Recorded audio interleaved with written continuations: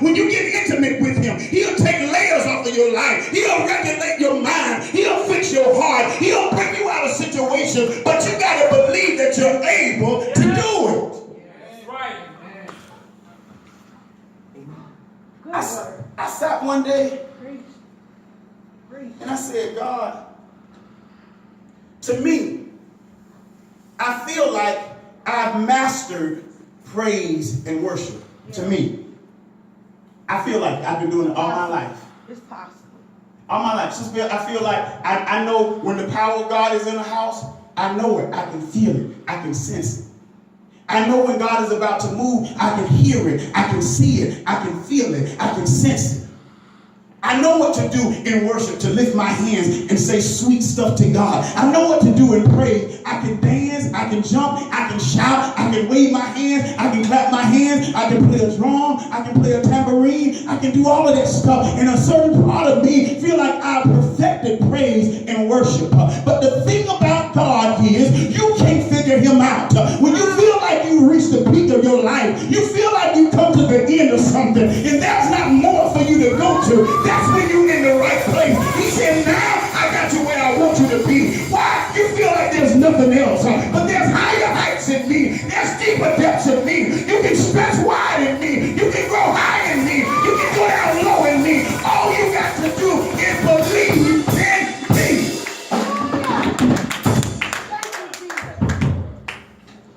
Watch this, and I love this right here. I'm taking y'all to the football game. Your team loses. They behind 7 points. We in the fourth quarter. They give Bobo the ball. Bobo is their prized possession. Thank you, Holy Ghost. They give Bobo the ball, and they're looking for Bobo to make this touchdown.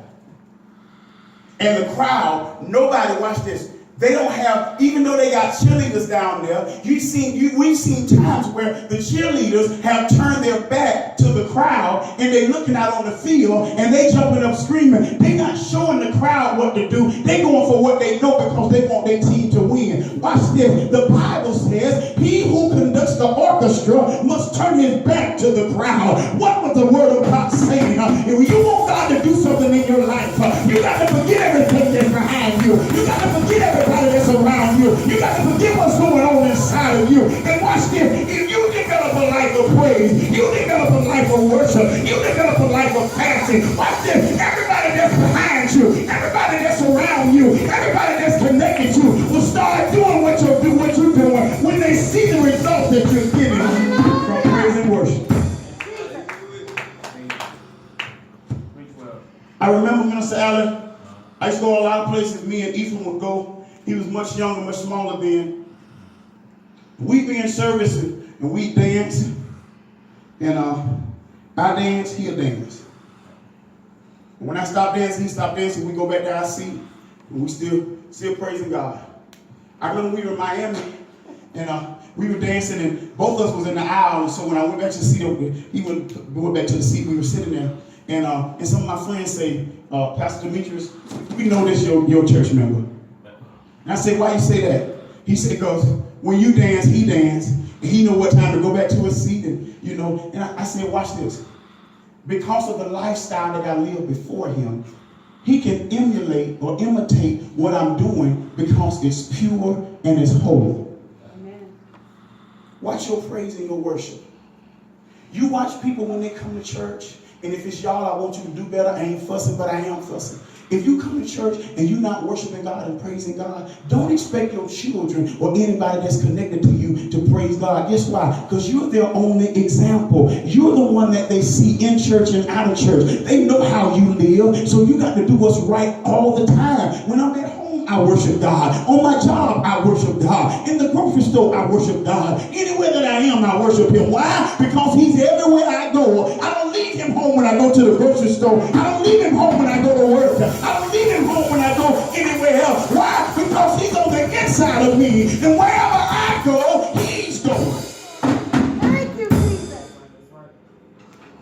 Wherever I go, my praise and my worship is going. It's good. Whatever I do, my praise and my worship is doing it. Why? Because that's my lifestyle. That's what I do. That's how I live. When we get to the point that it does not matter, let me say this before I go on. One of the hardest things to do is what I'm doing right now. Teaching on praise and worship. It's hard. Pastor, why you say it's hard? Because it's hard to teach somebody something that they already know to do. Y'all will catch that tomorrow when you're at work. It's hard. You already know what to do. Sister Ellen grandbaby, Mikael, I said Mikael, he come to church, he looking around at y'all. Everybody think he busy, and he is busy, but he riding up praising God. He want to play the drum, he want to play the tambourine, he want to come up and hold the offering pan, he want to do all that stuff. Why? Because that's what he's seeing. Yep. And when he get older, Sister Bell, it's not going to be hard to ask him to be used in church. Why? Because he already seeing it, and he know what to do. You catch these little boogers now that they don't bring to church, and when they get out of control, they want to bring them in and want the preacher to pray and do all. No, bring them while they're still young. Bring them while they're innocent. Bring them while their brain is like a sponge, and then you got to do what you want them to do in front of them. That's so true. I can remember going to church as a little boy. And my grandmama would sit there in the mother's corner, and I would stand. I think they got one picture of me. She's sitting down, I'm standing right next to her, and it wasn't too far I was going to get away from her.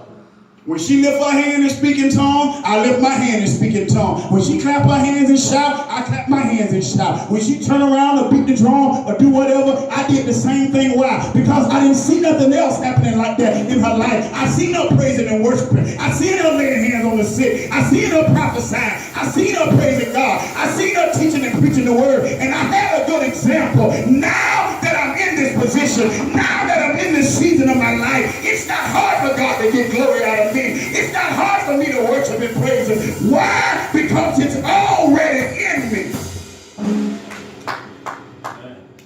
Amen. I know the Allen family remember we were in service. I forgot where we were. I was telling them last night. The Lord spoke to me. He said, you can't have what ain't in you. If church ain't in you, you can't have church. Pastor, what you saying? When we come to this building Sunday after Sunday, we say we going to church or we coming to church. What we really need to say is we going to the sanctuary to have church. Because everywhere you go, the church goes. In Revelation, he said, my kingdom will come down and it'll be in men. It'll dwell in men. What is the kingdom of God? The church. His principles, his standards, his doctrine. He gonna put it in you, and wherever you go, it's gonna be in you. Watch this. And if you go contrary to what's in you, there's gonna be a war inside of you, and you ain't gonna feel right. That's when I come to church and I can't do like I want to do. It bothers me. If I can't dance on my feet, it bothers me. If I can't open my mouth, it bothers me. If I can't lift my hand, it bothers me. Why? Because that's my lifestyle. I see people come, and folk can be rolling on the floor, laid out on their face, and they sit there just like they don't know what's going on. And I'm saying to myself, don't ever get to a point that you're comfortable not praising Him. Never. When you get to that point, you're in danger, it's scary, check your life. We were created. We were made, we were fashioned to praise and to worship God. Am I right about it? Watch this. When we can't do anything else, we can praise and worship. When the devil have us locked down and shackled down and bound down, and we might not be able to lift our hands, we might not be able to dance on our feet, but there's nothing wrong with our mind and our minds. Turn with me. I'm done. I'm going to move out of the way. To the book of Psalm. Psalm 150.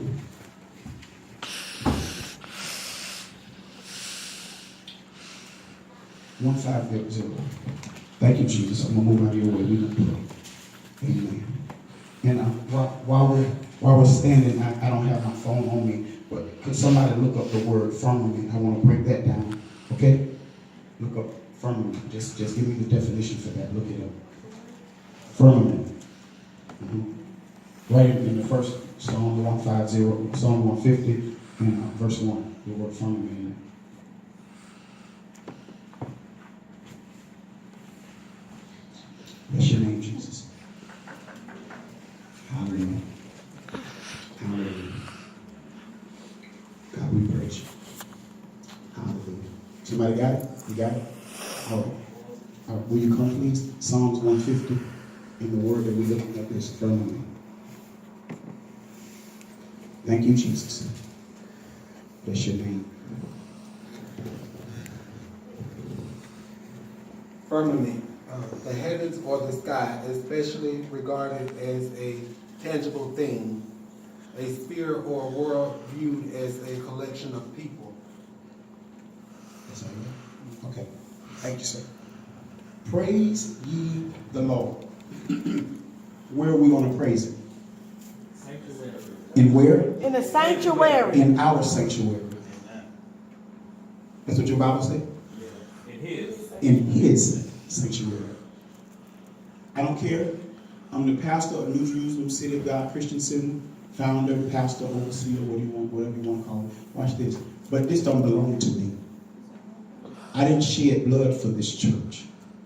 God did. Jesus did. Y'all understand what I'm saying? So when we come here, there shouldn't be anything exalted about me. It should be about God.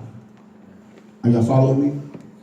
So watch this. When we gather together collectively, our praise should go up. And when our praise go up to the Lord and he receive it, the Bible says it should be a sweet smelling savor. But watch this. Not only should it be good to him, but it should be good to us. I feel good when I praise God because I feel like I'm accomplishing something and I'm not going to remain in the same state that I was in before. You follow me?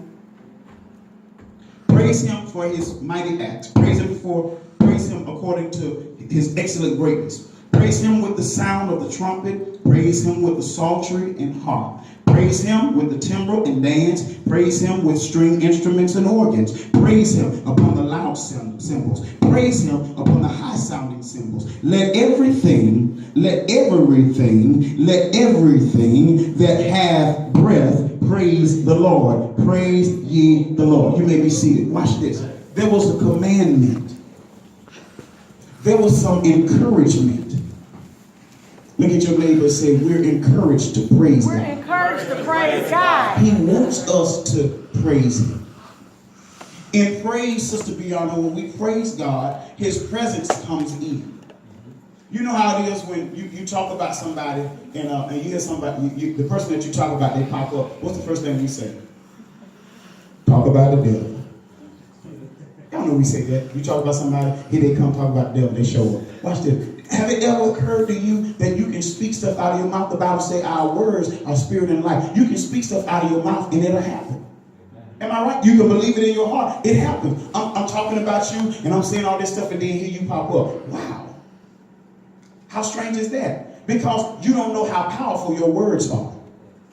Your praise and your worship is like a machine gun, like a street sweeper, like a Uzi, like an atomic bomb. When you praise God to the magnitude that you want to praise him, things in your life got to be canceled and done away with. Because why? You just put an assignment to your praise to destroy the thing that's in your life to keep you back. I think it might be Tasha Cobb, the song she sang, Gotta Put a Praise on It. Is that her? Tasha Cobb, I said it right. Gotta put a praise on it. Watch this.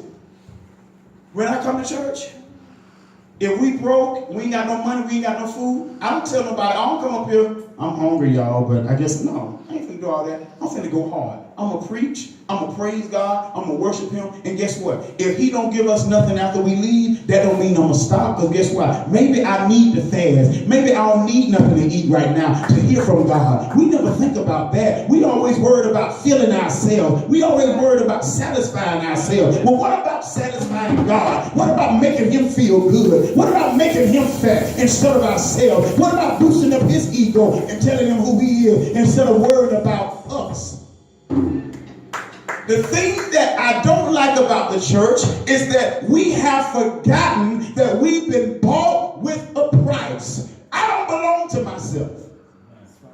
I don't tell myself when to preach. I don't tell myself when to pray. I don't tell myself when to prophesy. I'm obeying the word of God. And whatever he tell me to do, whatever he tell me to say, that's what I got to say. I don't belong to Demetris no more. I gave up all my rights and died when he saved me and filled me with the Holy Ghost. So if I'm not Demetris anymore, Demetris ain't got no business showing up when trials and tribulations come. Demetris ain't got no business showing up when trouble is everywhere. No, it should be the child of God. It should be the blood of Jesus. It should be the attributes of God when things are going wrong. Why? Because I'm not Demetris anymore. I've been bought with a price. And that price he paid on Calvary. So if he tells me to praise him, if he commands me to praise him, I got to do what he say. Why? Because I don't belong to myself.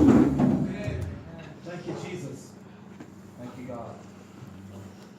Instruments, cymbals, organs, harps, drums, keyboards, pianos, tambourines, cowbells, stroke boards. All of these things make up music to God to assist us in our praise and worship. We were sitting the other day, and my imagination and my mind is totally different from a lot of people.